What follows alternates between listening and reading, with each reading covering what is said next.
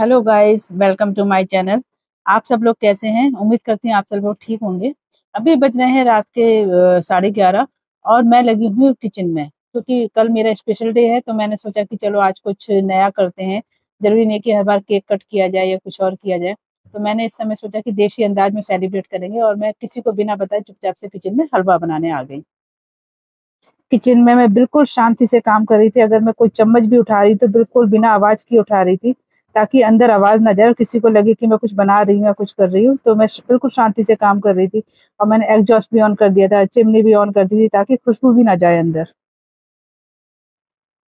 और जब हलवा बन गया तो मैं रूम में जाकर चुपचाप से लेट गई, किसी को बिना कुछ बताए। जब 12 बजने में 5 मिनट रह गए थे तो मैं उठ कर के बाहर आई। मैंने कहा चलो हलवे को थोड़ा-सा ड्राई फ्रूट से थोड़ा-सा सजा देते, प्लेट में लगा लेते इसको। लेकिन जब मैं बाहर आई तो मैं खुद ही सरप्राइज़ हो गई। बाहर आई तो मैंने देखा कि उपमा और यश दोनों ही लगे हुए हैं सजाने में, केक वगैरह का अरेंजमेंट किया हुआ था, कैंडल्स लगा रखी थी। तो मतलब जो सरप्राइज़ मुझे 12 बजे के बाद होना चाहिए था, मैं पहले ही सरप्राइज़ हो गई। लेकिन उन लोगों से बात करके मैं चुपचाप से मैं रूम में चली गई। मैंने उनके सीक्रेट को, उनके सरप्राइज़ को सरप्राइज़ ही बना रहने दिया। और थोड़ी ही देर बाद ही यश जो है हम लोगों को बुलाने आया। और मैंने जब बाहर आई तो बिल्कुल ऐसे एक्टिंग करी कि जैसे कि मुझे कुछ पता ही नहीं है कि बाहर हो क्या रहा है। मैंने कपिल से कहा, कपिल देखो ज़रा बाहर क्या कर रहा है ये, क्यों बुला रहा है? और मैं चुपचाप से उनके पीछे-पीछे चल कर के आई। हालाँकि कपिल को यश के ऊपर थोड़ा-सा डाउट हो गया था कि ज़रूर इसने कुछ किया होगा बाहर। और जब बाहर आए तो उपमा को देख कर के सभी लोग, मतलब उपमा ने विश किया, फिर मैं भी सामने ही आ गई। और केक और इन लोगों ने जो सजा करके रखा था उसको देख करके मैं बिल्कुल एक्टिंग करने लगी सरप्राइज होने की। इतने में ही 12 बज गए और मेरे पास कॉल आना शुरू हो गई सभी लोग की, दीदी भाई वगैरह की, मुझे विश करने के लिए। तो गाइज मैं बता देती हूँ आपको कि मेरी आज एनिवर्सरी है, हमारी मैरिज एनिवर्सरी है। तो बस हम उसी को सेलिब्रेट कर रहे हैं हम। वो भी यश और उपमा की वजह से हम लोग रात को अच्छे से सेलिब्रेट कर पा रहे हैं। फिर हम लोगों ने केक कटिंग से पहले हमने क्या करा, जिन जिन की वीडियो कॉल आई हुई थी सबके मोबाइल हमने सामने सेट कर दिए और फिर हमने केक कट किया। और केक काटते-काटते भी मैं थोड़ी बहुत मस्ती कर रही थी इन लोगों के साथ में, और एक्टिंग कर रही थी कि अरे वाह! तुम लोगों ने बहुत अच्छा किया ये। एक्चुअली में तो मुझे कुछ पता ही नहीं था, वो तो बाय चांस मैं बाहर आ गई तो मुझे पता लग गया था कि ये लोग ये सारी तैयारियाँ कर रहे हैं। फिर हम सब ने एक-दूसरे को केक खिलाया।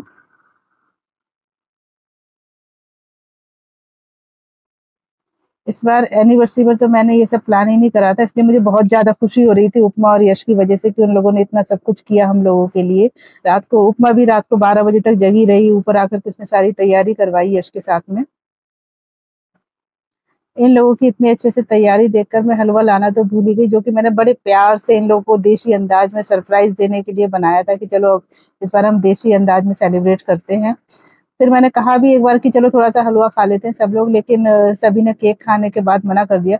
और उपमा केक के साथ में लड्डू भी बन लेकर के आई थी, जो कि उसने खुद घर में बनाए थे। तो हम लोगों ने सिर्फ़ वो लड्डू ही खाए और केक खाया, लेकिन मेरा हलवा जो इतने प्यार से बनाया गया था, वो ऐसे ही रखा रहने दिया। हमने कहा कि चलो सुबह खाएँगे उसको। और उसके बाद काफ़ी देर तक हम लोग की गपशप चलती रही।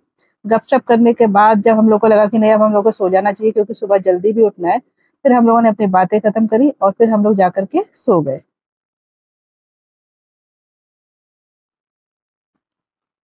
फिर सुबह उठ कर के हम लोग निकल लिए घर से, क्योंकि हम लोग हर अपने किसी भी बर्थडे, मतलब हमारा कोई भी बर्थडे होता है या एनिवर्सरी होती है, उस पर हम लोग जाते हैं जहाँ पर ये लोग जैसे रोड साइड पर लोग रहते हैं, तो उन लोगों का हम लोग सामान डिस्ट्रीब्यूट करते हैं।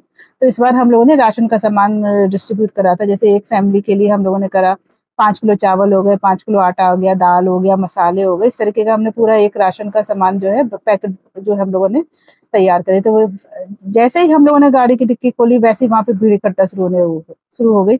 और एक ही फैमिली के अलग-अलग लोग आकर के, मतलब एक फैमिली में अगर 4 लोग हैं तो 2 लोग आकर के खड़े हो गए, हाँ, हमारी अलग फैमिली है, हमारी अलग फैमिली।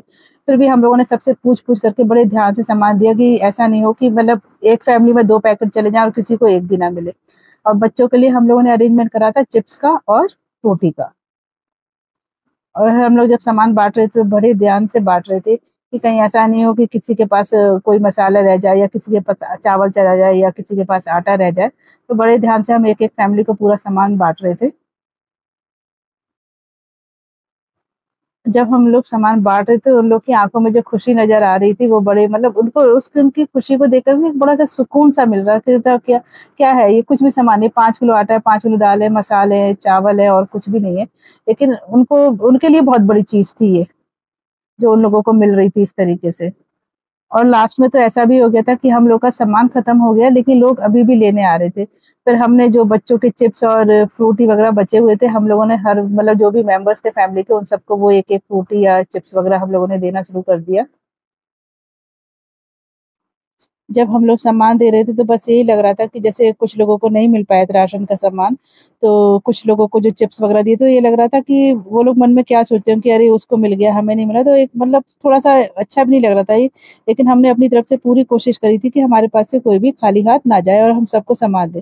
लास्ट में तो हमने ऐसा भी कर दिया कि किसी को हमने आटे की थैली दे दी, किसी को चावल की थैली दे दी, क्योंकि हमें बस यही लग रहा था कि कोई भी हमारे पास से खाली हाथ ना जाए। तो इस तरीके से हमने सामान सारा डिस्ट्रीब्यूट किया। जो सामान बचा हुआ था वो भी हम लोग सारा बाँट करके और उन लोगों को समझा के भई जो है वो ले लो, हम लोग घर वापस आ गए। और सामान वगैरह बाँट करके आ करके हम लोग पूरा दिन घर पर ही रहे। सीधे फिर हम लोग रात को डिनर के लिए ही निकले घर से। और डिनर के लिए हमारे साथ जा रहा था यश और हमारा चहेता अर्जुन।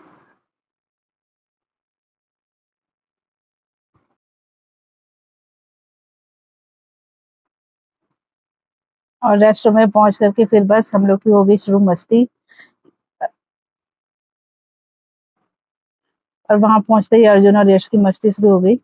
जब हम लोग वहाँ ऊपर पहुँचे तो हम लोगों ने देखा वहाँ पे काफ़ी सजावट हुई थी, काफ़ी सारे बैलून्स वगैरह लगे हुए थे। तो ऐसा लग रहा था कि जैसे कि शायद उन लोगों ने हमारे लिए ही सजा करके रखा हुआ है।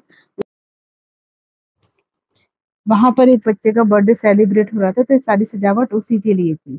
लेकिन देख कर के बड़ी एक फीलिंग आ रही थी अच्छी वाली कि मतलब ये इतनी सारी सजावट, सब कुछ देख कर के बहुत अच्छा लग रहा था हम लोगों को। हम लोग अंदर जाते-जाते ही मस्ती कर रहे थे। तभी वहाँ पर एक स्कूटर खड़ा हुआ था जो जैसे पुराने ज़माने में चलता था ना अम्ब्रेला टाइप का, तो बस हम लोग शुरू हो गए, मैं और अर्जुन उसी के ऊपर बैठ गए और मस्ती करने लगे। थोड़ी-सी हम लोगों ने फ़ोटो वगैरह भी खिंचाई उस पर बैठ कर के।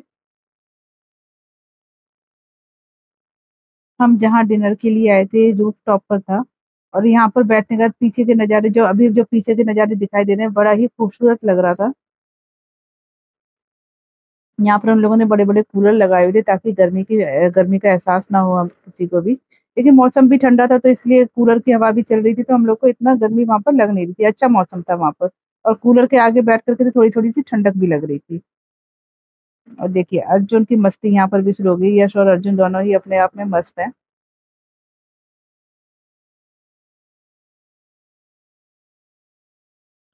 इतनी ऊपर बैठ कर के फिर नीचे का जो ट्रैफिक देखने को मिला था बड़ा अच्छा लग रहा था। और फिर इसके बाद ही हम लोगों ने ऑर्डर जो किया था सूप का, तो सबसे पहले हम लोग को सूप आ गया, तो हम लोगों ने पहले सूप पिया।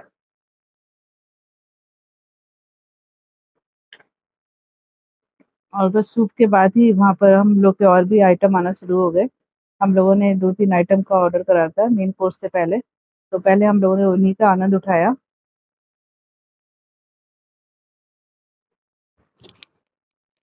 कपिल के लिए वेज आया था, मेरे, यश और अर्जुन के लिए, हम तीनों के लिए नॉन-वेज आया था, तो हम लोगों ने तंदूरी चिकन का ऑर्डर कर दिया था। लेकिन हम लोगों ने वेज और नॉन-वेज दोनों को ही आनंद उठाया।